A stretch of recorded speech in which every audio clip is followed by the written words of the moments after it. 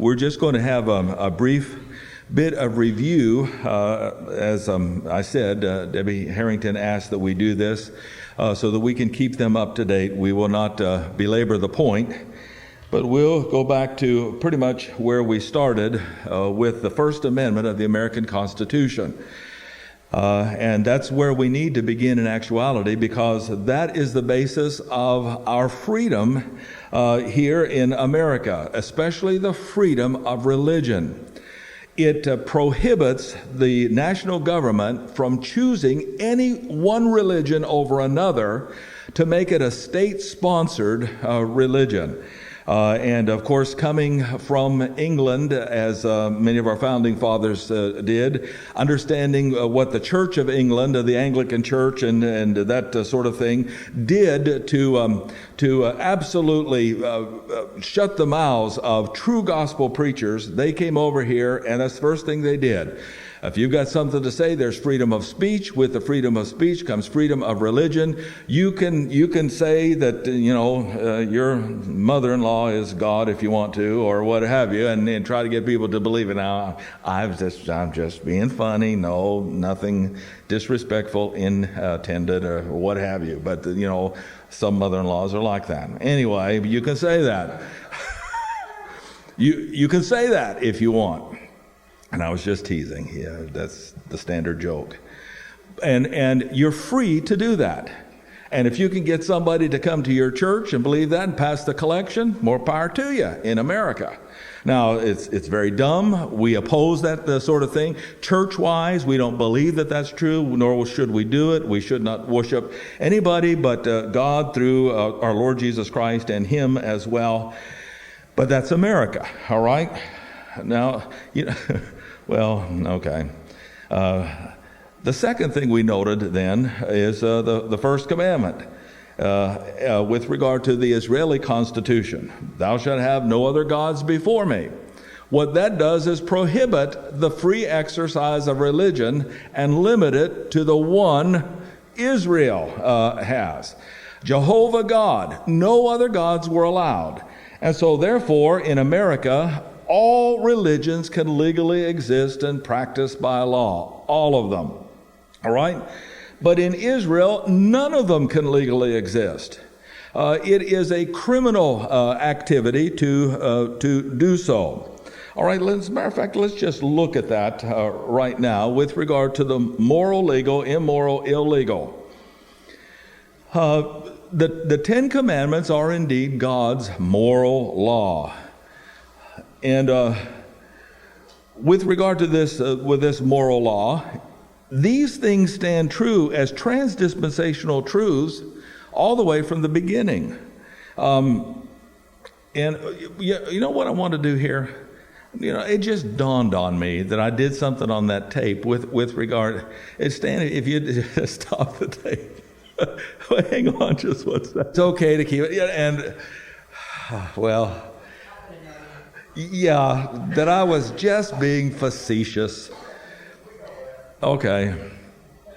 I just want them to know that as well. Okay. Paul says need not turn there, but Paul says in Romans chapter 2 that the work of the law is written in the hearts of every man. So these things are already there in actuality as a moral standard before the law was ever externalized in the tables of stone. So when you're talking about moral, immoral, you have that in existence before the Ten Commandments were given. They're already placed in the heart. Maybe we should look at that in Romans chapter 2.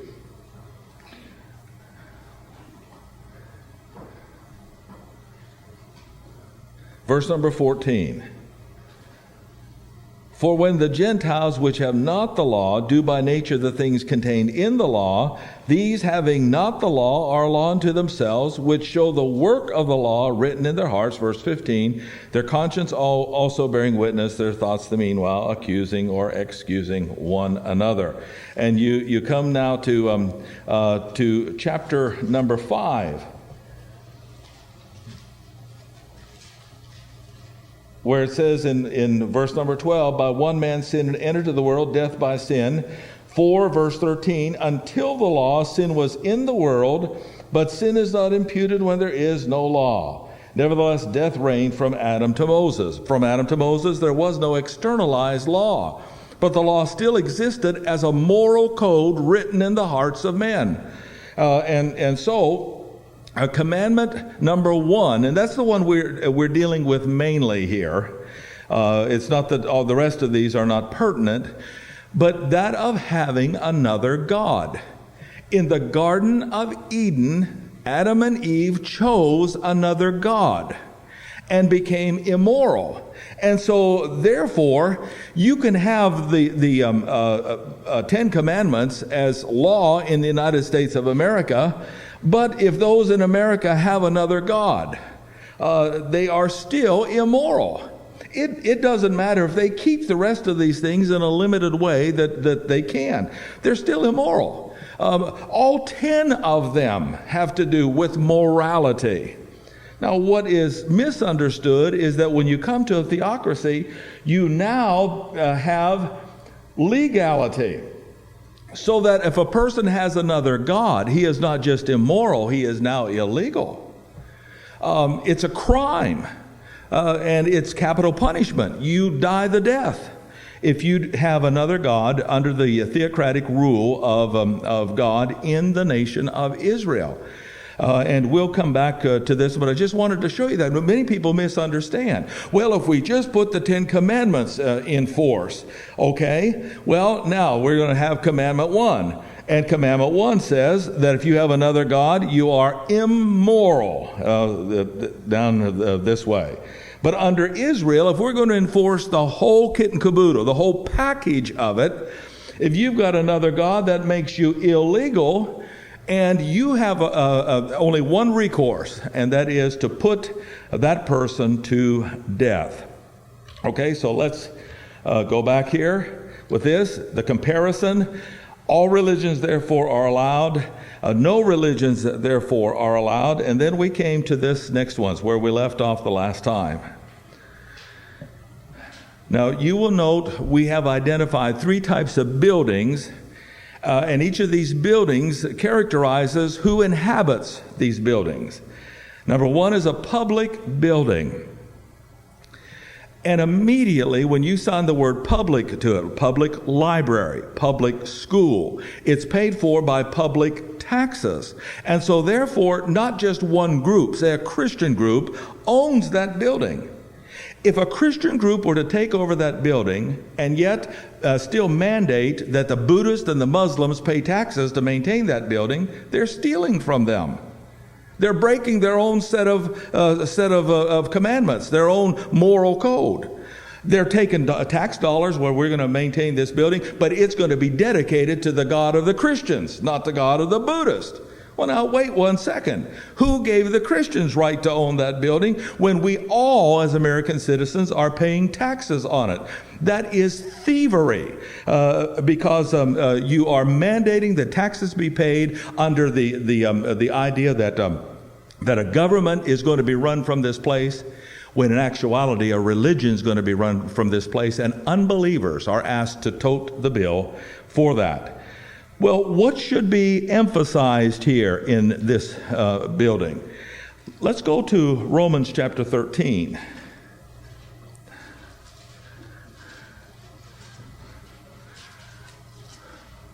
What should be emphasized are the amendments of man.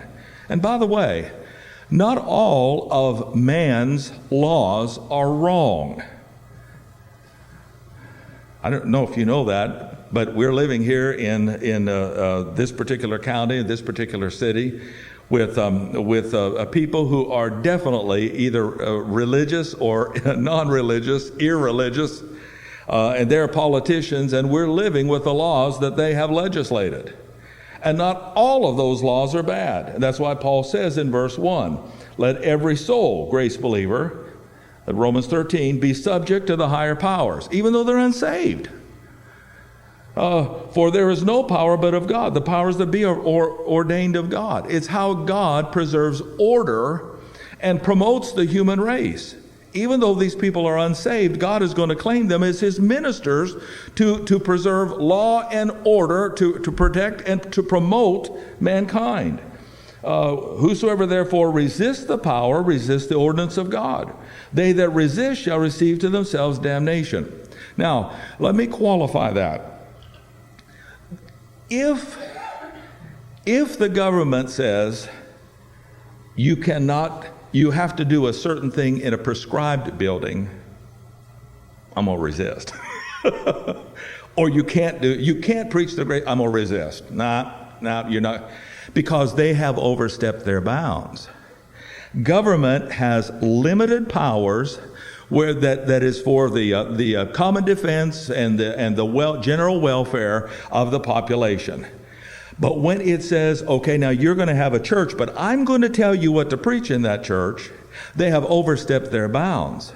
They have eliminated freedom. It's the job of government to preserve freedom, not take it away. Rulers, generally speaking, verse 3, are not a terror to good works, but to the evil. Wilt thou then not be afraid of the power? Do that which is good, you have praise of the same. In other words, if you're an upstanding citizen, an unsaved person can recognize that and applaud your efforts for being a patriotic American.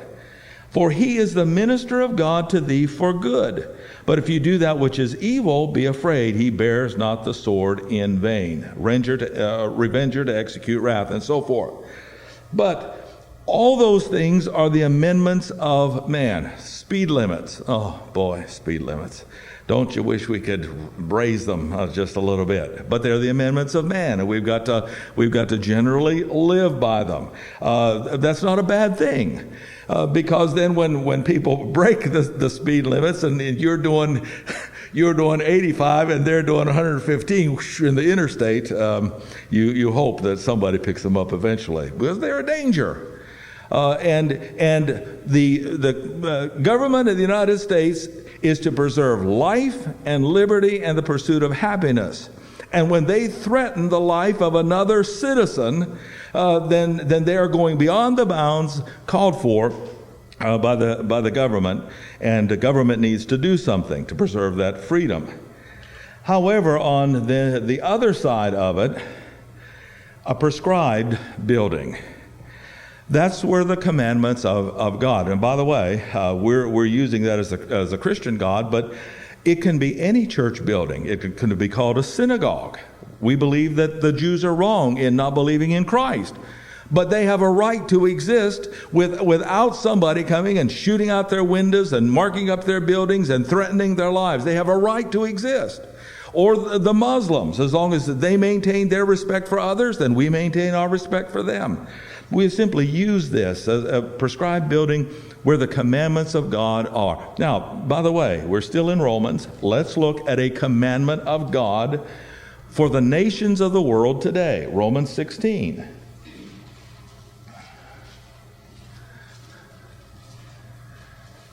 When we talk about the Ten Commandments, let's talk about this commandment.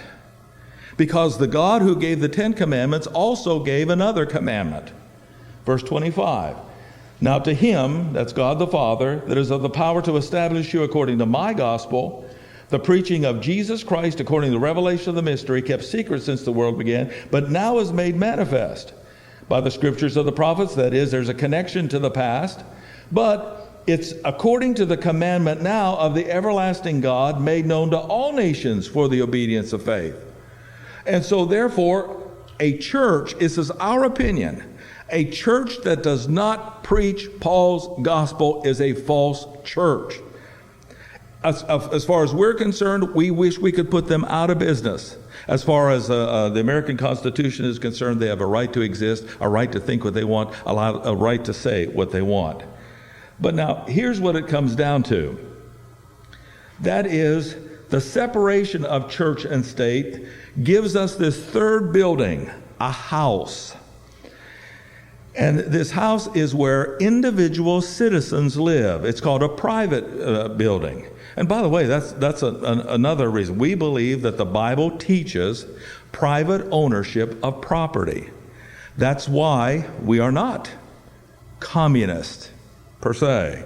That's why we don't go toward socialism and liberalism per se, where the government owns everything. The government owns the houses. The government tells you what to do. The government owns the grocery stores. And so therefore you go for meat and the government says we don't have any because it's not privately owned and there's not incentive to promote oneself, self-determination. You say, Pastor, does the Ten Commandments teach that? Yes. Thou shalt not steal. You can only steal from somebody who owns something individually and privately. That's the only way you can steal. If the government owns it, so you can take it from the government, I guess. But if it wasn't mine to begin with, how can you steal it? So the Bible does teach private ownership of property. But here in America, if you're a citizen, there's something you must do for fear of being labeled a traitor, having treasonous actions, for not doing what you should do. And that is, you must integrate the state in your life. There is no doubt about it. You have to integrate the state. That's what Paul says back here in chapter 13 again, where he says, verse number 6. Go to verse 5. Wherefore you must needs be subject, not only for wrath, but for conscience sake. You see, these unsaved people, though we disagree with what they believe in, we generally agree with the protect and serve attitude that should be there. So for conscience sake as well, for this cause pay ye tribute, pay your taxes. For they are God's ministers attending continually upon these very things.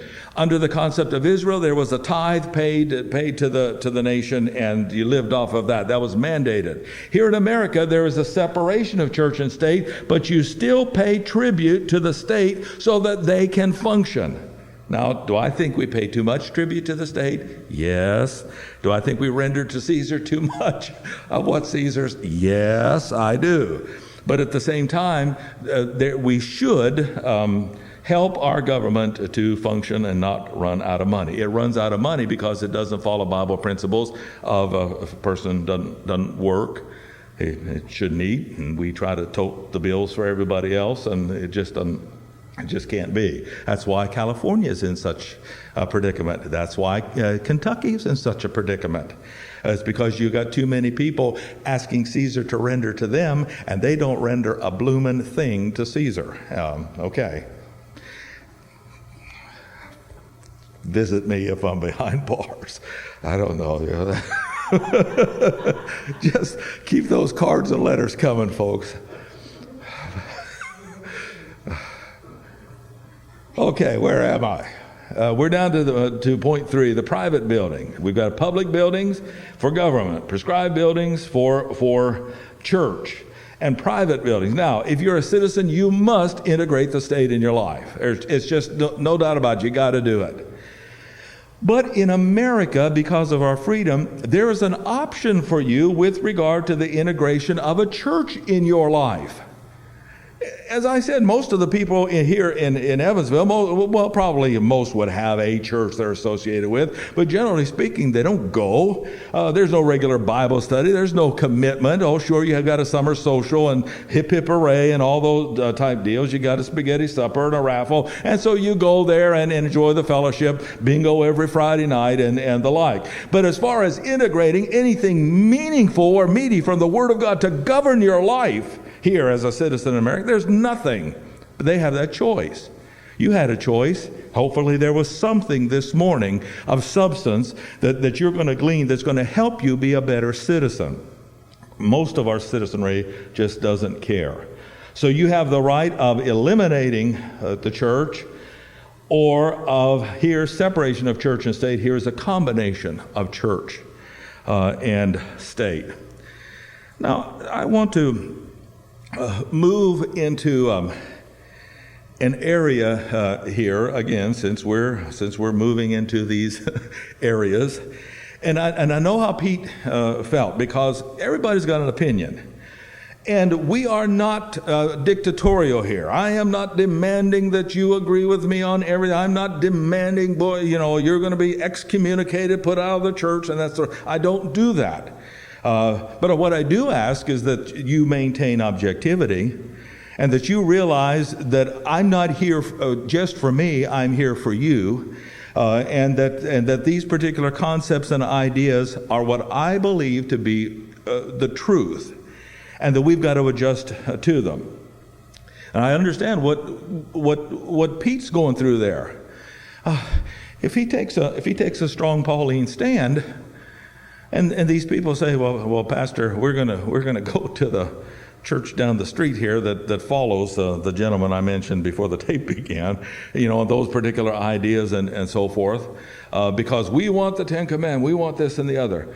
Then his ministry begins to see the sharp decline of people and the like. And these people take other people, and there's always hurt.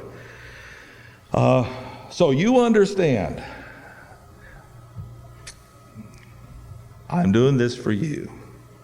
And as Richard Nixon says, in your heart, you know I'm right. Okay, that's what he said. You don't remember that, do you?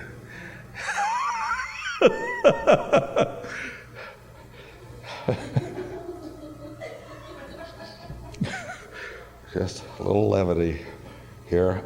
I want to introduce you to America's God, okay? And in an actuality, you carry America's God with you more than you know. We're first going to start off with ancient Egypt, all right? Some people that you should become familiar with, because even though you say, well, I have nothing to do with these people, the Egyptian gods, in actuality, you do. There was a male god by the name of Osiris, the god of the underworld, and he took a bride whose name was Isis. And Osiris wasn't liked by certain gods, and they put him in the underworld. And before they put him there in the underworld, they emasculated him. That was part of his punishment. They emasculated Osiris. Isis went down to the underworld, and she came back up, and she restored Osiris, and they had a son by the name of Horace. And Horace then actually became the person that Isis remarried, her son. The mother and son concept, the Madonna and child concept, goes back to Semiramis and Tamu, married him, and they lived happily ever after. Now, you say, well, Pastor, what does that have to do with us here in the United States of America? Your money and your capital carries a direct connection to these beings. You say, Pastor, how is that true? You saw Horace, if you look here, I've got a white pen here, but you see his eye, the all-seeing eye. He was a bird, I think it was a hawk. I can't recall just now, but he would fly, and as he looked over Egypt, it was all-seeing eye. Not only protection, but provision. That eye is going to become a very important part of your money system. Not only that, there is another thing, the pyramid. Now, the pyramid is one of the most gigantic buildings in all of the earth. And with that then, there also in Egypt were obelisks that began to be formed. Now, I'm just, for those who are not on the tape, just look at an Egyptian obelisk. Now, we're in a mixed audience here. We're not going to go down to gutter talk and that sort of thing. But you know what that obelisk is, and you know how it got to be there. Osiris was emasculated, and Isis said, I've got to regenerate the symbol of fertility of my husband lover. She raised him from the dead, and they had this son. She married the son. And all around Egypt, she put these obelisks, which of course are a phallic symbol. of the male genitalia. The tip of the male genitalia is the Great Pyramid, a symbol of the resurrection of life, the renewal of life, the birth of life, life from here into the next life. And who's going to provide that? Horace is, with his all-seeing eye. You say, well, Pastor, does this have anything to do with America? Yes, it does. And with the groups like the Illuminati and others that our founding fathers were associated with. They would talk about nature's God, and that nature's God did this, and then he went. They were deists for the most part, not all of them. And so all of a sudden, now to prove it to you, it's on our money. What's on our money? But Horace's eye. Do you see it up there? In the Trinity. Osiris, Isis, and Horace. And the words Anuit, Coeptus. We'll learn what that is here in just a little bit. They come right there. All right? The E pluribus unum is out of Plurality 1. And that's where we say, welcome everybody. Okay. As soon as you welcome somebody here, they bring with them their culture. Now, I'm just going to stop here. And we had a missionary. I'm not going to mention what his name or what country he was from, but he talked about the difference in worship from the one country to the next. Okay. And that we're boring here.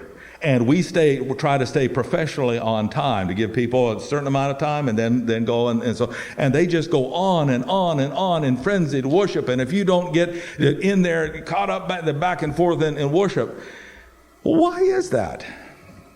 The particular land where they live, they're coming out of a culture where witch doctors and frenzied dancing to the animism and the spiritism that's prevalent in that land. You know what they've done? They just brought it over into their Christianity and added it as part of their worship. In this case, different is not good. I don't care what is said. In this case, difference is bad. Because to me, it's demon-induced. They brought it right in there and said, okay, well, we can have our Christian God and we can still have our demon dances. Can't do it. And so their frenzied worship, it becomes part of their Christian ceremonies and is just as bad as they were before, except probably they're saved. I'm not saying that they're not saved, but they're influenced by these demons to do their dances. Anyway, it's culture. But when we invite people from that land over here, if we don't legislate and say, well, you can't bring your culture with you, they're going to bring their culture and their religion and their dances and their thinking. This particular one, E pluribus unum, means that we're a melting pot. There's a swirl of cultures, and we can't say one culture is better than the other, and that's where we are today. Now, I want you to, I'm trying to stay on time, because that's our culture.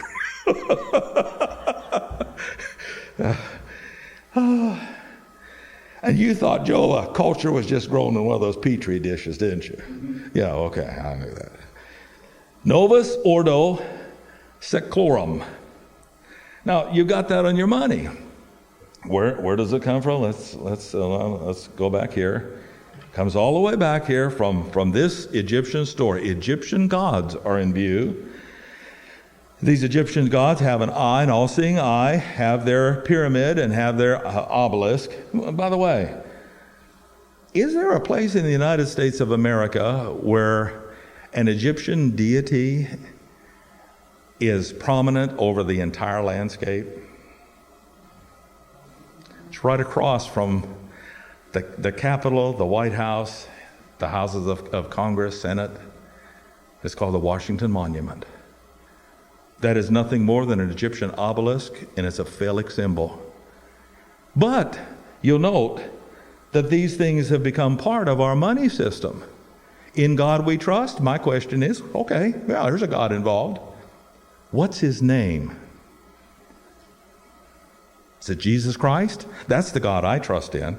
Is it his Father, Jehovah God, the God who has given us the entire Bible and the dispensations and the revelations to save our soul, who gave his Son on the cross to die for us? Is that the God we're talking about? Or is it the God of materialism? Anuit coeptus means, and I'm sorry if these are not focused clearly, it's about as good as I could do. He favors our undertaking. What is the undertaking? What is on the money of America that Horace, this Egyptian god, this all-seeing eye God, favors with what we're doing? Well, it's told us under those the words there, Novus Ordo Seclorum, new order of the ages. Much as I hate to say this, you heard George Bush Sr. say, we have come to a new what? A new world order. George Bush Jr., and again, I'm not saying that generally speaking, I myself have enjoyed some of or appreciate some of the things that they have done. I'm not trying to downplay everything that they've done. But I'm saying that the New World Order and this fighting terrorism to bring in global peace is on our money and has been part of the philosophy and strategy of Antichrist and the Holy Roman Empire and the European Union, which is going to be bigger than the United States eventually here. It's been their goal all along. That's America's God. It is the God of materialism. It is the Hamite god of the Egyptians, and it is on our money, and that's the God we trust in. Because if it comes down to it, I believe that if the United States of America ever has to suffer persecution, that more people are going to, that's why I said they vote their belly, because that's the God they trust in, rather than the true and living God.